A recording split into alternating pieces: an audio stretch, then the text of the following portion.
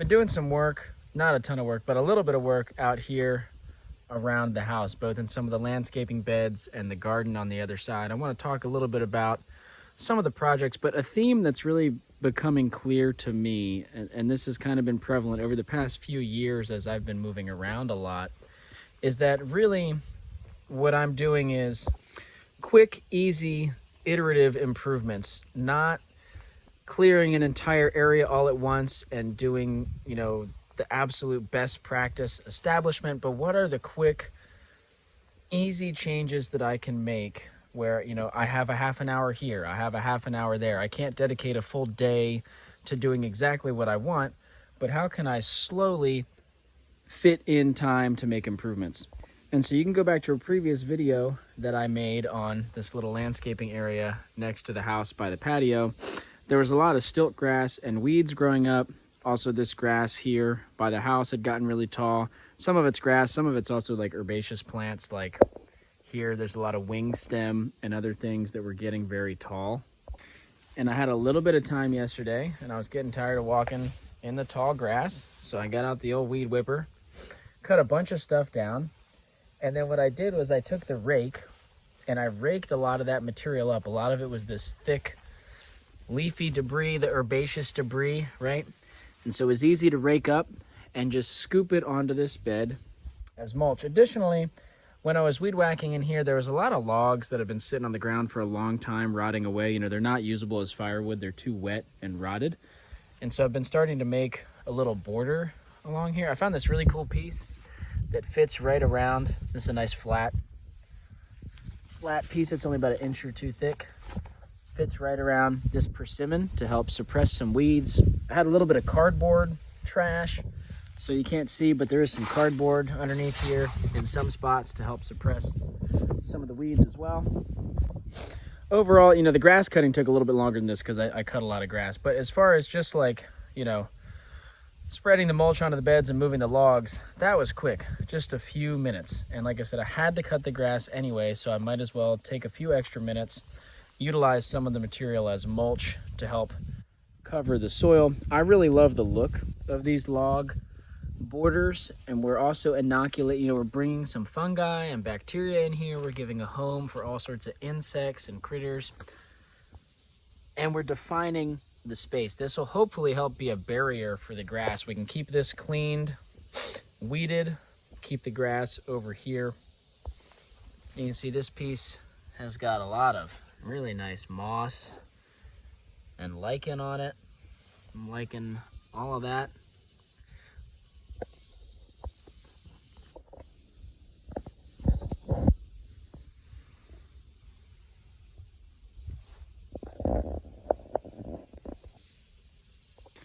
Still some more work to do on this side. I basically just cut a lot of the weeds. I kind of ran out of mulch, so I'd like to get some mulch down here. You can see where we still got a lot of herbaceous stuff popping up. For now, that's fine. What I'd like to do today, hopefully before we're supposed to get some serious rain tomorrow and Friday, based on the forecast right now, though, these things can change. We don't know exactly what's going to happen. But before that, I'd like to come in here and kind of reset some of this space. I'm a little bit torn because, as you can see, we are still going to be getting peas out of this area. There are new flowers, but I think at least this way down, I'd like to really cut it all down, reset it, and direct sow some brassicas. So I'll take some clips once I do that and talk a little bit more about why and what we're doing specifically. But this is the before shot on this little garden area. You can see back here where some more of the mulch material came from as I came through and cut. You can see it's still kind of tall. I like to have, and I didn't clear up all of the mulch. I like to leave some stuff. I want some cover on the soil, but you can see how tall and overgrown this stuff was getting. So there's a lot of mulch material when you cut down something like this. It might be a little bit more work to cut this than just mowing a regular grass, but the benefit is now I can generate mulch kind of right in place. Also, I don't have to cut as frequently with something like this. I haven't cut anything back here since like June, and we're now in August. So different ways to look at it, different, pros and cons to cutting frequently versus letting stuff grow tall, all that. No right or wrong, it's just all different. A lot of this mulch, it has the amaranth seed, amaranth leaves, and it's got a lot of the peas and pea leaves. This stuff can go to the chickens and the pigs. This is a good food source for them. All right, so you can see things look different. Now I skipped a few steps as far as the recording of it, and let me just elaborate what's happened to get us to this point. So I came in with my weed whacker first and made an initial pass high, like a few inches off the ground. And then I used that stone rake there. I think any type of rake would have worked, but that's what I have, to rake up the large chunky debris, all this stuff, a lot of the stems, large leaves, vines, all that stuff. It's pretty heavy. Raked it all up into a few piles. I've got another pile sitting over here. My original plan was that this stuff might go to the chickens, but I'll talk about in a minute. I might divert from that. Then I had a lot of stems sticking up and the remaining low grasses that were kind of hanging around underneath of the plants, trying to eke out a survival. And so I came in with the weed whacker again and went really low. I mean, I was even cutting into the soil a little bit. At that point, I was left with this material here, a lot of finer blades of grass. There's dirt mixed in. You can see what this is. And I used the stone rake to rake all of that here. I don't know if you can pick up on the video, but this slopes down dramatically as we get right up next to the gutter line of the house. And then this is a little divot with gravel. You can't see, but there is gravel underneath here. So that's basically the steps. It was 2 passes with the weed whacker and the rake to get down to mostly bare soil. You can see there's still some stemmy stuff left. Now, some of you might be saying, whoa, like I thought you don't like bare soil. That's true, I definitely don't. But sometimes you do need bare soil to establish certain crops from seeds. So I want to do brassicas in here. The seeds are itty bitty. We need bare soil to get them established. Now the next part. All right, so continuing on with the theme from earlier, I don't have as much time as I would like to develop to this space ideally, but I had about 30 minutes or so, and this is what I could do, and I think this is going to set us on a good direction. So I'm not going to till this space. We've had it covered with a cover crop. I think in an ideal world, we would till this space once. I'm definitely a proponent of when you're getting into a new space and the soil is maybe not optimal, a one-time tillage and then good coverage from them on out. You should be good for a while with that. Every situation is unique, so there may be time, I'm not saying never till. I'm definitely a no-till as much as possible type of guy. That's kind of but there are times when it does become appropriate to till. Anyway, we don't have tillage equipment here. We're not going to till, so we're skipping that. Although ideally, I think I would do that once in this space.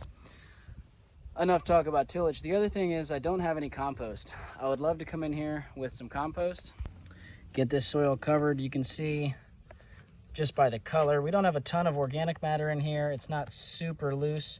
Some of that is because there's roots down in here, but this soil is decent. It's certainly workable. And for about 30 minutes or so with a weed whacker and a rake, that's really not bad to reset the space. All I have to do now is decide, am I going to scatter seed broadcast style, or am I going to make little rows and rake the seed in? Let me spread the seed, and then I'll flip the camera around and update on what I decided to do.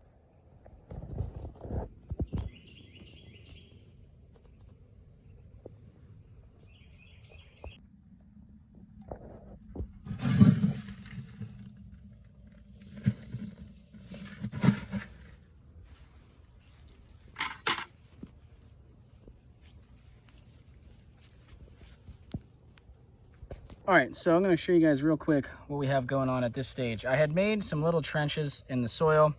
I decided they were too deep for brassica seeds, so I kind of made them a little bit shallower than I originally made them. And I came in here and just broadcast sowed the seeds. So you can see it's pretty thick in here. One of the benefits of saving your own seed, there's many benefits. This is collard seed that I saved. But one of the benefits is that you have a lot of seed inexpensively, and so you can just throw a lot of it around without really worrying about, I only have a few seeds left in the packet. I've got jars of collard seed and kale seed. I took some of the thinner, more shredded leaf material that had come out that I had previously raked over there, and I put it in between the rows. So as a mulch in between the rows, we can come in here with our hands and kind of rough the soil up to get the seeds nice and buried in, or we can just wait for the rain to do that for us, because we are going to get pounded by the remnants of Tropical Storm Debbie tonight, tomorrow, and into Friday. So I'm relying on that to push the seed into the ground. I think these bigger piles of chunky mulch are going to go to the chickens and the pigs, but still not entirely decided. I might throw some of this stuff to supplement in this area. We'll see. The issue with the chunkier, leafier stuff is that if this gets into any of the rows somehow, this stuff could prevent the collards from germinating. I mean, so could the thinner stuff here. Like when this is piled up this thick, this will certainly suppress a lot of our brassica seeds. But if this is a thin, you know, if some of this spills out into the rows, that's not really going to prohibit the germination of the brassicas. Basically, they can germinate through straw-like stuff, but not wood chip, mulchy, big stuff.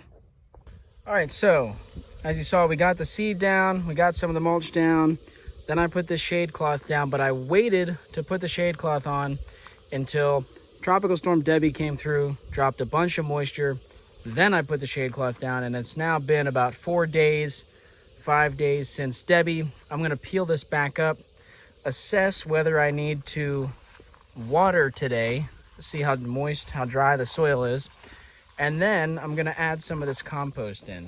James was up here working on the tractor this weekend, and he came in where we had a pile of leaves that have been sitting here for probably over a year, and he came and scooped a bunch of it up and took some of it down to the other garden, dumped some of it here. And so what I'm gonna do is I'm gonna use a bucket and a shovel to transport some of this leaf composty stuff into this garden to add some organic matter and some fertility.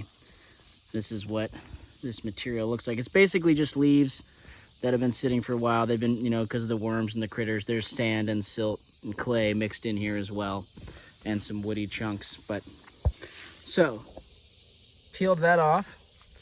If we come down here, you can see we do have pretty strong brassica germination to the point where I am likely going to have to do some thinning at some point. We'll let these grow for now. Some peas have volunteered from seed that fell out of the pods this year. These are likely volunteer amaranth seedlings, so we'll let a lot of this come up. You know, chop and drop, weed as we need to. Here's the other line of collards popping up here. Just like that, pile of compost is removed. Now, you could scrape another shovelful or two out of this, but I'm content to just leave that to the grass. The grass can grow there.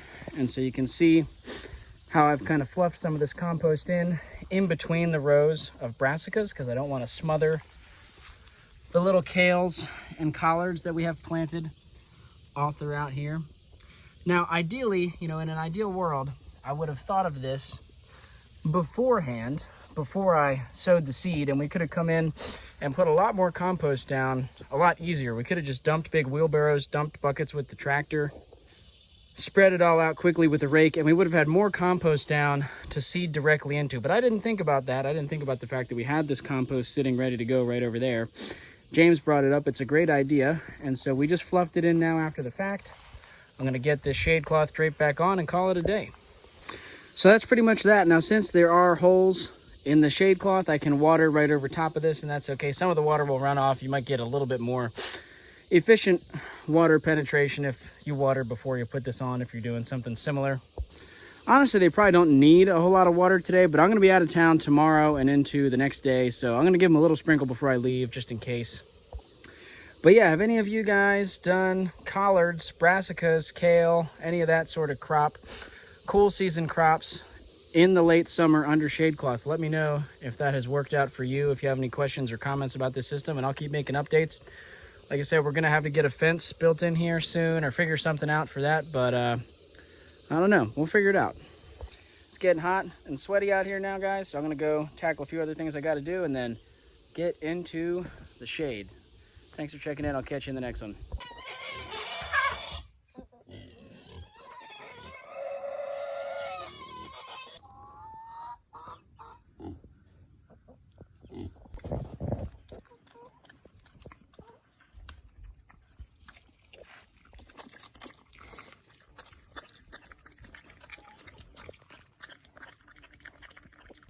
All right, so new development, we got some chickens. Where are they? Let's see. There's the chickens. Let me flip this camera around so you guys can look at them instead of me. All right, so we're up here in the chicken coop, the chicken yard, and I don't really think I've showed this area on the channel before. Maybe I've mentioned it briefly in passing, but this property had a pre-existing coop when we moved to it, and this fence was up and kind of segregated into these different little pens. I really have not done much of anything up here. This has all been Corey and Kara have been up here mending fences and all sorts of activities, fixing up the coop. And these are all of their birds and their 2 pigs. They just got these birds as chicks and the pigs as little baby piggies, piglets or whatever, this spring. And I have been planning to get my own chickens, but have not really, I wasn't planning on doing it this soon. And then some friends of mine were getting rid of some of their laying hens. And I decided, you know, we've got the space, I will take a few. So we've got 6 ladies here. They're about 3 years old, so good and broken in. This is literally their first morning here. We got them set up here last night. Brought them in this dog cage situation.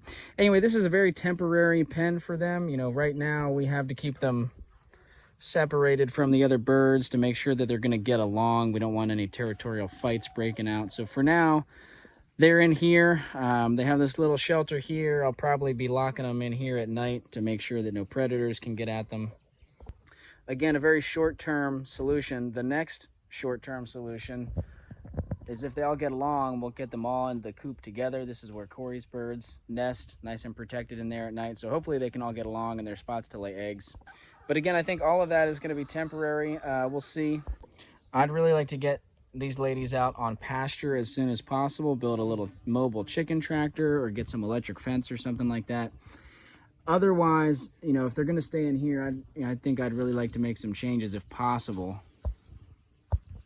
I haven't given a whole lot of thought as to what that would be, but definitely, you know, if they're going to be in this area all the time, we need to get some more carbon up here. And I know Corey agrees. It's just, you know, it's tough. We're really far from the house and road access and all that. So like the houses plural are way up there. The bridge to get over here is not passable by vehicles. It's a viable footbridge. But so anyway, point being, getting wood chips or leaves from where we get them, are able to get them dumped, and we don't even have a lot of them. But that's all the way back up by the house. And so getting carbon up here is difficult. Our only option really is to cut hay, cut grass, basically by hand and bring it in here. So that might be something that we explore doing. I don't know. I'm recording this on the first day, just kind of collecting some of my thoughts. We'll see. I think probably I'll sit on this for a few days, kind of observe the ladies, you know, watch some YouTube videos, do some research, do some thinking, and then hopefully start implementing some changes, continue talking about it, lump it all into one video. We'll just have to see. Taking a little drink.